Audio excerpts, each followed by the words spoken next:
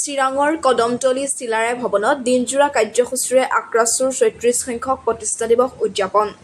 প্ৰতিষ্ঠা দিৱসৰ দিনাই আক্ৰাছুৰে জনজাতিকৰণ KLOৰ নেতা জীৱন সিংহৰে আলোচনাসহ জাতীয় বিভিন্ন দাবীৰ সমৰ্থনত অহা আগষ্টৰ পৰা ধাৰাবাহিক আন্দোলনৰ ঘোষণা। কোচ ৰাজবংশীসকলৰ জনজাতিকৰণ লৈ চৰকাৰে হেতালি খেলাৰ অভিযোগ কৰে আক্ৰাছুৰে।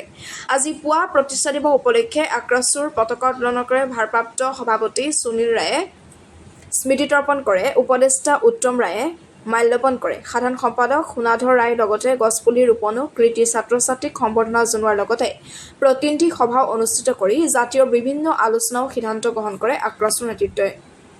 চিৰাং জিলা কদমতলা চিলাৰায় ভৱনত আমাৰ যি আক্ৰাছুৰ 34তম যি আমাৰ প্ৰতিষ্ঠা দিৱস আমি এদিনীয়া কাৰ্যসূচীৰে অনুষ্টুপীয়াকৈ আমি আয়োজন কৰিছোঁ। ইতিমধ্যে আমাৰ কাৰ্যসূচী পুৱাৰ যি আমাৰ 9 বজাত যি আমাৰ ফ্লেগ হোষ্টিং হৈছে, শ্বহীদ বেদীত মাল্য অৰ্পণ, চিলাৰায় প্ৰতিমূৰ্তিত আমি মাল্য অৰ্পণ, আমি যি কাৰ্যসূচী ইয়াৰ মাজতে আমি যি আমাৰ ছাত্ৰ ছাত্ৰী যি আমাৰ মাধ্যমিক উচ্চ মাধ্যমিক পৰীক্ষাত পাছ কৰিছে এই ছাত্ৰ ছাত্ৰীসকলক আমি মানপত্ৰ দি আমি সম্বোধনা অনুষ্ঠান এটা আয়োজন কৰিছোঁ। লগতে আমি এটা আলোচনা চক্ৰ আৰু সাংগঠনিকভাৱে আমি এটা বিভিন্ন এটা কাৰ্যপন্থা হাতত লোৱাৰ কাৰণে আমি এটা আলোচনা চক্ৰ আয়োজন কৰিছিলোঁ। ইতিমধ্যে আমাৰ কাৰ্যসূচী প্ৰায় শেষেই হৈছে। বিশেষকৈ এই পবিত্ৰ দিনৰ পৰা আমি এটা বস্তু প্ৰতিশ্ৰুতি লৈছোঁ, প্ৰতিজ্ঞাবদ্ধ হৈছোঁ যে অহা দিনত কোচ ৰাজবংশী জনগোষ্ঠীৰ জনজাতিকৰণ আৰু পৃথক ক্ষমতাবোৰ ৰাজ্য নোহোৱালৈকে আমাৰ সংগ্ৰাম চলি থাকিব। এই সংগ্ৰাম কেতিয়াও কোনো চৰকাৰে আমাক কিনিব নোৱাৰে আৰু কোনো এজন ব্যক্তিগত নেতাই হওক বা কোনো এটা দুষ্ট চক্ৰই হওক আমাৰ কিন্তু আন্দোলন স্থগিত কৰিব নোৱাৰে। ইতিমধ্যে আমি আজি সংকল্পবদ্ধ হৈছোঁ। ইতিমধ্যে আমাৰ ছিনিয়ৰ বুদ্ধিজীৱিক মহল আৰু আমাৰ যি আমাৰ গুৰুজন ব্যক্তিসকল আছে, আমি যি সকলোৱে মিলি এটা পবিত্ৰ দিনত আমি ঐক্যবদ্ধ হৈ আমি এটা প্ৰতিজ্ঞা কৰিছোঁ যে অহা যি আমাৰ বিধানসভা 26ত আহি আছে, এই বিধানসভা পূৰ্বে যদি কোচ ৰাজবংশী জনজাতিকৰণ কৰা নহয়, লগতে আপোনালোকে জানে আমাৰ KLOৰ চেয়াৰমেন জীৱন সিংহ ডাঙৰীয়া, ইতিমধ্যে আমাৰ KLONৰ যি আমাৰ চেয়াৰমেন বা প্ৰেছিডেণ্ট DL কোচ, ইতিমধ্যে তেখেতেও ভাৰতত আহিছে। ভাৰত চৰকাৰৰ আহ্বানত তথা অসম চৰকাৰৰ আহ্বানত গোটেইখিনি বস্তু যাতে আমাৰ জীৱন সিংহৰ নেতৃত্বতে হওক বা KLOৰ যিখিনি শান্তি চুক্তিৰ প্ৰচেছ, এই প্ৰচেছখিনি যাতে কোনো ধৰণে হেতালি খেলা কৰা নহয়, টোটেলি যাতে এটা পজিটিভ এটা সদিচ্ছাৰ ভাৱ দেখাই যাতে আৰম্ভণি কৰা হয়, এইখিনি আমি আহ্বান কৰিছোঁ। আৰু আপোনালোকে জানে যিহেতু অহা 22 আগষ্টৰ পৰা অসমৰ মানে শীতকালীন অধিৱেশন আৰম্ভ হ'ব। আমি অচিৰেই আগষ্ট মাহৰ পৰাই আমি ধাৰাবাহিক আন্দোলন কাৰ্যসূচী আমাৰ ৰূপায়ণ কৰিম। বিশেষকৈ আমি প্ৰথম দিনাখন যেদিনা আমাৰ প্ৰথম শীতকালীন বাজেট অধিৱেশন আৰম্ভ হ'ব, সেইদিনা আমি গুৱাহাটী সচলত আমি এটা এটা আমি ৰাইজৰ দল গৈ তাতে আমি প্ৰতিবাদী কাৰ্যসূচী ল'ম। অনাচনে হওক বা ধৰ্ণাই হওক, আমি যিহেতু ইতিমধ্যে এক্সিকিউটিভ কৰা নাই, অহা আমি এসপ্তাহৰ ভিতৰত এক্সিকিউটিভ কৰি তাতে আমি প্ৰথম দিনত আমি 3 ঘণ্টীয়া যি আমাৰ ধৰ্ণাই হওক বা অনশনে হওক আমি কাৰ্যসূচী ল'ম।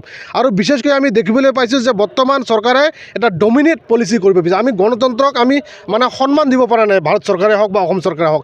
আমি কিবা এটা আমি অধিকাৰৰ কাৰণে আন্দোলন কৰিব গ'লে আমাক বিভিন্ন সময়ত আমাক হেঁচা দিয়ে, বিশেষকৈ এটা প্ৰশাসনে হওক বা যিকোনো নিয়ন্ত্ৰণ কৰি আমাক এটা ডমিনেট পলিচি কৰিব মানে আমি দেখিবলৈ পাইছোঁ। সেইকাৰণে আমি বেলেগ এটা চিন্তা কৰিছিলোঁ, আমি এটা ইউনিক পৰ্যায়, আমি এটা নৱপ্ৰজন্মক আমি এটা আপগ্ৰেডেশ্যন কৰিব বিচাৰোঁ বা আমি জনজাগৰণ কৰিব বিচাৰিছোঁ যে আমি এই মুহূৰ্তত আমাৰ এটা লক্ষ্যত আমি বা আমাৰ এটা ধাৰণা হৈছে যে আমি জনসাধাৰণক যদি আমি জাগ্ৰত নকৰোঁ, কাৰণ এই যে আপোনালোকে জানে যে BJP চৰকাৰখন কি ধৰণে চৰকাৰ বা কি ধৰণে শাসন ৰাজ চলি আছে। বিশেষকৈ আমি আমাৰ এই যুৱ চামক উঠি অহাৰ কাৰণে বা ৰাইজক আমি সচেতন কৰাৰ কাৰণে আমি এটা বৃহৎ এটা পৰিকল্পনা ৰচনা কৰিছোঁ। আৰু আমি যি আমাৰ আগষ্ট মাহৰ পৰা যি আমাৰ ধাৰাবাহিক আন্দোলন হ'ব, এই আন্দোলনৰ প্ৰথম আন্দোলন হ'ব আমাৰ দিছপুৰত ধৰ্ণা।